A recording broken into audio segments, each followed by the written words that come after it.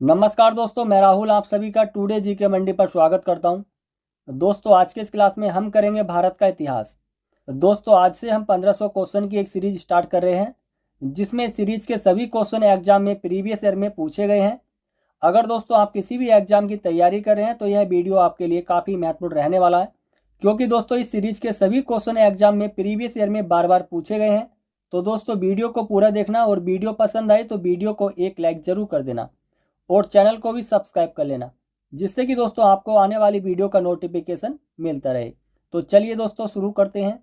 आज का हमारा पहला क्वेश्चन है, हड़प्पा और सिंधु सभ्यता का सबसे अधिक मान्यता प्राप्त काल है 2500 ईसा पूर्व से 1750 ईसा पूर्व। सिंधु घाटी सभ्यता किस युग की थी? कांस्य युग की। सिंधु घाटी सभ्यता के लोगों का मुख्य व्यवसाय क्या था? व्यापार। सिंधु घाटी स्थल कालीबंगा किस प्रदेश में है? राजस्थान में। सिंधु घाटी की सभ्यता में घोड़ों के अवशेष कहाँ मिले हैं? सुरकोटदा में। किस पदार्थ का उपयोग हड़प्पा काल की मुद्राओं के निर्माण में मुख्य रूप से किया गया था? सेलखड़ी का। हड़प्पा सभ्यता के निवासी थे शहरी। हड़प्पा सभ्यता का प्रचलित नाम क्या था? सिंधु घाटी की सभ्यता। पैमानों की खोज ने यह सिद्ध कर दिया है कि सिंधु घाटी के लोग माप और तोल से परिचित थे। यह खोज कहाँ पर हुई है? लोथल में। सिंधु घाटी सभ्यता का पतन नगर बंदरगाह कौन सा था? लोथल। हड़प्पा सभ्यता का सर्वप्रथम खोजकर्ता कौन था? दयाराम साहनी। हड़प्पा वासी किस वस्तु के उत्पादन में सर्वप्रथम थे? कपास के। सिंधु घाटी सभ्यता के घर किससे बनाए जाते थे? ईंटों से। मोहनजोदड़ो को किसी एक अन्य नाम से भी जाना जाता है? मृतकों का टीला। अगर दोस्तों आपको वीडियो पसंद आ रही हो तो वीडियो को लाइक कर दीजिएगा और चैनल को भी सब्सक्राइब कर लीजिएगा। अगला क्वेश्चन है, हड़प्पा के मिट्टी के बर्तनों का सामान्यतः किस रंग का उपयोग हुआ था? लाल रंग का। हड़प्पा सभ्यता की खोज किस वर्ष हुई थी? 1921 ईस्वी में। हड़प्पा में उन्नत जल प्रबंधन प्रणाली का पता चलता है धोलावीरा में। सिंधु घाटी सभ्यता जानी जाती है अपने नगर नियोजन के लिए। प्रागैतिहासिक काल के पहले युग को क्या कहा जाता है? पुरापाषाण काल। पुरातात्विक स्थल इनाम गांव कहाँ पर स्थित है? महाराष्ट्र में।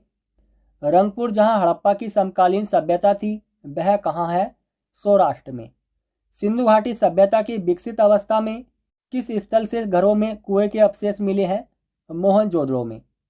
हड़प्पा एवं मोहनजोदड़ो की पुरातात्विक खुदाई के प्रभारी थे सर जॉन मार्शल। किस पशु की आकृति जो मोहर पर मिली है, जिससे ज्ञात होता है कि सिंधु घाटी एवं मेसोपोटामिया की सभ्यता के मध्य व्यापारिक संबंध थे? बैल पशु की आकृति। सिंधु घाटी की सभ्यता की खोज निकालने में जिन दो भारतीयों का नाम जुड़ा है वे कौन है? दयाराम साहनी एवं राखलदास बनर्जी। किस पशु के अवशेष सिंधु घाटी सभ्यता में प्राप्त नहीं हुए हैं? गाय पशु के। हड़प्पा कालीन स्थलों में अभी तक किस धातु की प्राप्ति नहीं हुई है? लोहे धातु की। सिंधु सभ्यता में व्रत स्नानागार पाया जाता है मोहनजोदड़ो में। मोहनजोदड़ो कहाँ पर स्थित है? सिंध में। सिंधु सभ्यता की ईंटों का अलंकरण किस स्थान से मिला है? कालीबंगा से। हड़प्पा के लोगों की सामाजिक पद्धति कैसी थी? उचित समतावादी। वैदिक गणित का महत्वपूर्ण अंग है शुल्ब सूत्र। आर्य शब्द का शाब्दिक अर्थ है श्रेष्ठ या कुलीन। किस फसल का ज्ञान वैदिक काल के लोगों को नहीं था? तंबाकू का। उत्तर वैदिक संस्कृति का काल किसे माना जाता है? 1000 ईसा पूर्व से 600 ईसा पूर्व। पूर्व वैदिक या ऋग्वैदिक संस्कृति का काल किसे माना जाता है? 1500 ईसा पूर्व से 1000 ईसा पूर्व। कृष्ण भक्ति का प्रथम और प्रधान ग्रंथ है श्रीमद् भागवत गीता। प्रथम विधि निर्माता कौन है? मनु। भारतीय संगीत का आदि ग्रंथ कहा जाता है सामवेद को। ऋग्वैदिक आर्यों का मुख्य व्यवसाय क्या था? पशुपालन। भारत के राज्य चिन्ह में प्रयुक्त होने वाले शब्द सत्यमेव जयते किस उपनिषद से लिए गए हैं? मुंडको उपनिषद से। वेदों की संख्या कितनी है? 4। किस वेद में प्राचीन वैदिक युग की संस्कृति के बारे में सूचना दी गई है? ऋग्वेद में। आर्य भारत में बाहर से आए और सर्वप्रथम कहाँ पर बसे थे? पंजाब में। अस्तोमा सदगमय कहाँ से लिया गया है? ऋग्वेद से। शुल्ब सूत्र किस विषय से संबंधित पुस्तक है? ज्यामिति से।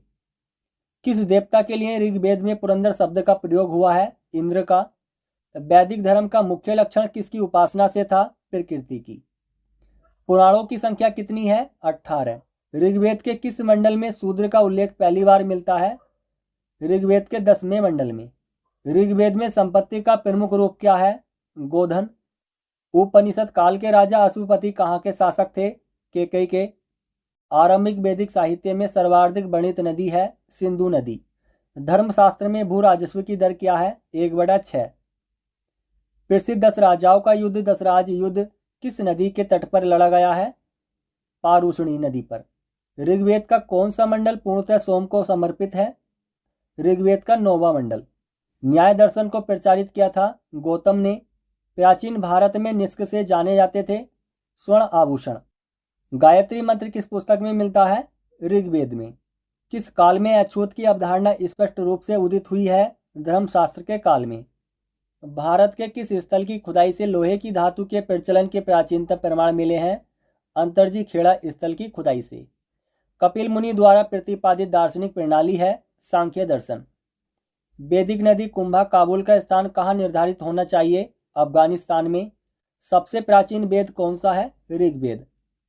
वैदिक युग में प्रचलित लोकप्रिय शासन प्रणाली थी गणतंत्र। वैदिक युगीन सभा क्या थी? मंत्री परिषद।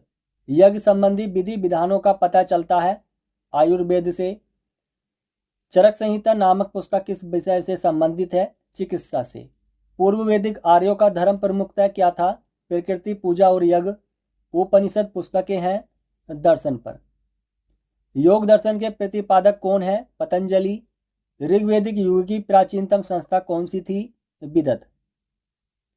वैदिक समाज की आधारभूत इकाई थी कालकुटुंब। ऋग्वेद में सबसे पवित्र नदी किसे माना गया है? सरस्वती नदी को। प्राचीनतम पुराण है मत्स्य पुराण। आदि काव्य की संज्ञा किसे दी जाती है? रामायण को। कौन भारतीय दर्शन की आरंभिक विचारधारा है? सांख्य। भारत में सबसे प्राचीन बिहार है नालंदा बिहार। बुद्ध ने किस स्थान पर महापरिनिर्वाण मृत्यु प्राप्त किया था? कुशीनगर में। त्रिपिटक धर्म ग्रंथ है बौद्धों का। बौद्ध साहित्य जो बुद्ध के विभिन्न जन्मों की कथाओं के विषय में है वह क्या है? जातक। गौतम बुद्ध का जन्म स्थल है लुम्बिनी। गौतम बुद्ध का जन्म कब हुआ था? 563 ईसा पूर्व में। बुद्ध की मृत्यु के बाद प्रथम बौद्ध संगीति की अध्यक्षता किसने की है? महाकश्यप ने। नागार्जुन कौन थे? बौद्ध दार्शनिक। किस नगर में प्रथम बौद्ध संगीति सभा आयोजित की गई है? राजगृह में। अष्टांगिक मार्ग की संकल्पना का अंग है धर्म चक्र परिवर्तन सूत्र के विषय वस्तु का। बौद्ध धर्म तथा जैन धर्म दोनों ही विश्वास करते हैं कर्म तथा पुनर्जन्म के सिद्धांत पर। तृतीय बौद्ध संगीति कहाँ आयोजित हुई है? पाटलिपुत्र में। भारत में सबसे बड़ा बौद्ध स्तूप कहाँ पर स्थित है? सांची में। बौद्ध शिक्षा का केंद्र था विक्रमशिला। गौतम बुद्ध का गुरु कौन था? अलार कलाम। कनिष्क के शासनकाल में चतुर्थ बौद्ध संगीति सभा किस नगर में आयोजित की गई थी? कुंडलवन कश्मीर में। गौतम बुद्ध ने सबसे अधिक उपदेश कहाँ पर दिए हैं? श्रावस्ती में। बौद्ध धर्म एवं जैन धर्म दोनों के उपदेश किसके शासनकाल में दिए गए थे? बिंबिसार के शासनकाल में। बौद्ध ग्रंथ पिटकों की रचना किस भाषा में की गई है? पाली भाषा में। मठ मंदिर और स्तूप किस धर्म से संबंधित हैं? बौद्ध धर्म से। किसके द्वारा तृतीय बौद्ध संगीति को संरक्षण प्रदान किया गया था? अशोक के द्वारा। कश्मीर में कनिष्क के शासनकाल में जो बौद्ध संगीति आयोजित हुई थी उनकी अध्यक्षता किसने की थी? विश्वामित्र ने। गौतम बुद्ध ने अपना प्रथम उपदेश कहाँ पर दिया था? सारनाथ में। ये क्वेश्चन दोस्तों कई बार पूछा गया है एग्जाम में। ये क्वेश्चन वेरी इंपॉर्टेंट क्वेश्चन है दोस्तों। इस क्वेश्चन का आंसर आपको अच्छे से याद कर लेना। अगर दोस्तों आपको वीडियो पसंद आई हो तो वीडियो को लाइक कर दीजिएगा और चैनल को भी सब्सक्राइब कर लीजिएगा। धन्यवाद।